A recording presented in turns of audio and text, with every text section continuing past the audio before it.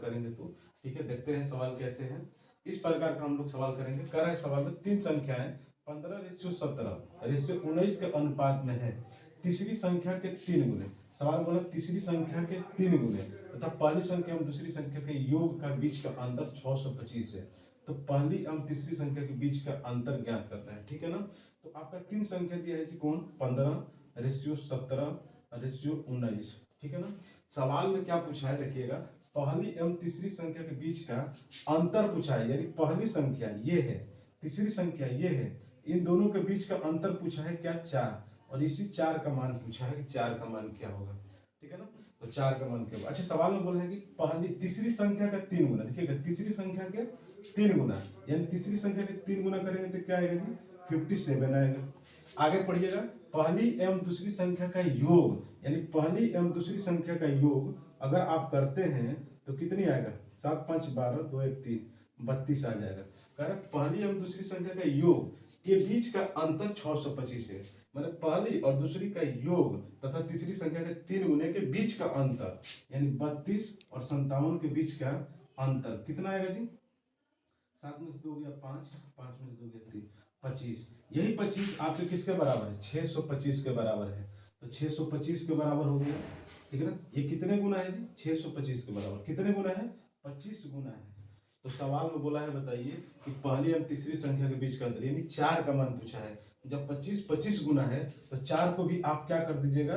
25 गुना कर दीजिएगा। 25 का क्या आएगा? 100। 25 का 100, और यही हमारा आंसर होगा, ठीक है ना। तो सवाल रेशियो का हम लोग सेकेंडों में ऐसे सवाल करेंगे, ठीक है ना। सेकेंडों में इस तरीके का सवाल रेशियो में हम लोग कर सकते हैं। आइए नेक्स्ट सवाल देखते हैं, ठीक है। देखिए ये नेक्स्ट सवाल है हमारा, और ये हमारा टाइम एंड वर्क का है, प्रैक्टिस सेट का क्वेश्चन है, और ये सवाल करेंगे। देखिए क्या कर रहे हैं, ए बी सी की दक्षता का अनुपात 5:3:2 है। एक साथ मिलकर एक काम करते हुए किसी काम को 25 घंटा में करते हैं तो बी अकेले उस काम का 60% भाग कितने दिन। देखिए एक फार्मूला होता है, कुल काम बराबर होता है कार्य क्षमता गुणे समय होता है। इसी फॉर्मूले से हम लोग सवाल करेंगे। क्योंकि देखिएगा आपका A ratio B ratio C, इसकी इफिशियंसी के कार्य क्षमता, यानी कार्य क्षमता का रेशियो दिया है 5:3:2, यही दिया है आपका कार्य क्षमता का अनुपात। अच्छा बताइए, तीनों ने मिलकर एक साथ कर रहे हैं तो कितने घंटा में काम कर रहे हैं? 25 घंटा में तीनों मिलकर, यानी कि तीनों का कार्य क्षमता कितना है? 5 3 8 और 2 10। टोटल कार्य क्षमता कितना है जी? 10। आप कितने दिन में कितने घंटा में कर रहे हैं? 25 घंटा में। यानी कि ये निकल कर क्या आएगा? टोटल वर्क आएगा, कुल काम आएगा, कार्य क्षमता गुणे समय। यानी कितना टोटल काम हो गया? 250 काम हो गया, ठीक है ना। लेकिन 250 काम नहीं करना, उस काम का 60% ही करना है। यानी 250 का 60% निकालेंगे तो 60/100 होगा, इतना काम होगा जी। लेकिन इस काम को ना अकेले बी से कराना है। बोला है सवाल, बी अकेले उस काम का 60%, यानी 60% किससे कराना है? बी से। अब बी का कार्य क्षमता कितना है? 3। तो आप क्या करेंगे? भाग दे देंगे 3 से, क्योंकि होता है कुल काम बटा में कार्य क्षमता से भाग दे देंगे तो समय निकल जाएगा। तो यहीं पे कर देंगे आप, हो जाएगा कितना? 2 जीरो से 2 जीरो कटेगा, 3 से कटेगा 2, और 25 दूनी 50, और यही आएगा आपका आंसर। अगर अकेले बी करता है तो 50 घंटे में काम करेगा, ठीक है। हो गया सवाल, ओके। नेक्स्ट सवाल करते हैं। देखिए ये हमारा तीसरा सवाल है, और जैसा कि मैंने प्रैक्टिस सेट में बताया, ये जैसे CGD 2023 में आया हुआ सवाल है, और ये हमारा साधारण ब्याज का सवाल है। साधारण ब्याज का फॉर्मूला आपको पता होगा, मैं देखिए बताता हूँ क्या। R/T बराबर होता है SI/P/100%, ठीक है ना। ये आपका अगर सूत्र याद है तो आप तुरंत सवाल को कर लेंगे, ठीक है। सवाल बोला कि 8% प्रति वर्ष की साधारण ब्याज प्रणाली के तहत कितने वर्ष में टी का मान पूछा है। 3000 रुपया 3 गुना हो जाएगा। यानी कि आप एक बैंक में जाते हैं, 3000 रुपया जमा करते हैं, और आप चाहते हैं कि भाई कितने साल बाद तीन गुना हो जाए। इसका मतलब आपने मूलधन जमा किया 3000, और 3 गुना का मतलब 9000। आपका मूलधन कितना है देखिएगा, मूलधन आपने कितना जमा किया? 3000। और आप चाहते हैं कि यही जो मूलधन है ये SA में हो जाए। ए का मतलब होता है क्या? अमाउंट, मिश्र धन।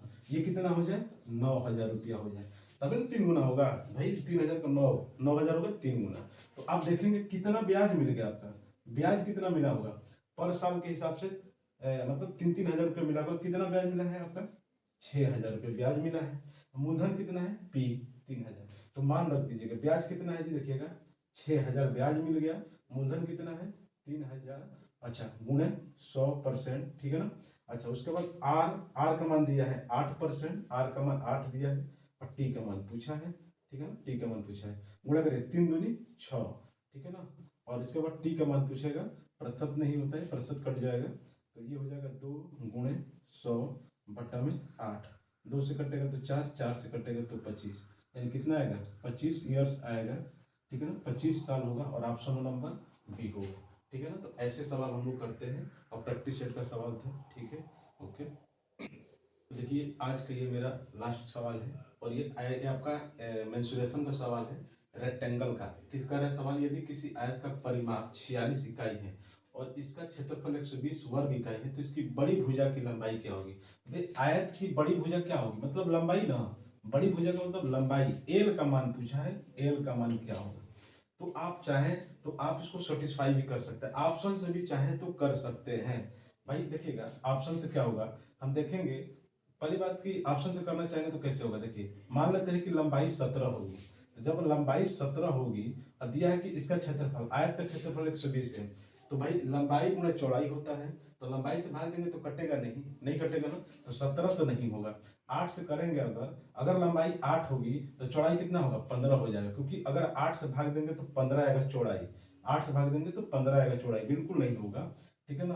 और 15 से भाग देंगे तो 8 आ जाएगा। अब 15 और 8 जोड़ेंगे तो 23, 23 दूनी 46, हमारा ऑप्शन कौन सा होगा, 15 होगा।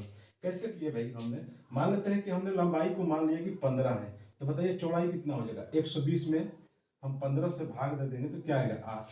अब 15 और 8 जोड़ेंगे, क्योंकि परिमाप होता है l प्लस बी, ब्रैकेट में 2 होता है, 15 और 8 जोड़ेंगे 23 होगा, 23 दूनी 46 वेरीफाई कर रहा है, इसका मतलब ये बड़ी संख्या यही होगी 15 ऑप्शन से। लेकिन हम लोग सवाल करेंगे, सवाल कैसे होगा देखिएगा, बोला है क्वेश्चन में करा कि आयत का परिमाप, तो आयत का परिमाप कितना होगा जी, 2 ब्रैकेट में l प्लस बी होगा, और ये दिया हुआ है सवाल में, कितना परिमाप दिया है 46, और कोष्टक में होगा 2 ब्रैकेट में l प्लस बी, यानी कि 2 से काटेंगे तो कितना आ जाएगा 23, और ये l प्लस बी का मान हो गया, ठीक है ना। फिर सवाल में बोला है इसकी क्षेत्रफल, यानी कि क्षेत्रफल का मतलब क्या, आयत का क्षेत्रफल लंबाई गुणे चौड़ाई l इंटू बी होता है, दिया है कितना 120, यानी एल और बी का मान दिया है 120। अब बताइए इस ऑप्शन से आप रखेंगे, हमने माना कि भाई 15 आपका सबसे बड़ी संख्या होगी लंबाई, यानी कि अगर हम 15 रख देते हैं तो बी का मान क्या हो जाएगा, तो 20 के 5 से काटेंगे 15 से तो 8 आएगा, यानी कि बी का मान 15, यानी आपने एल का मान 15 लिया तो बी का मान क्या आ गया 8 आ गया। हम दोनों को जोड़ रहे 15 और 8 से क्या आ रहा है 23, यानी कि वेरीफाई कर दिया, और यही सबसे बड़ी संख्या होगी, यानी कि सबसे बड़ी संख्या यही आंसर होगा, सही है ना। चलिए तो आज के लिए आपका सेशन खत्म होता है।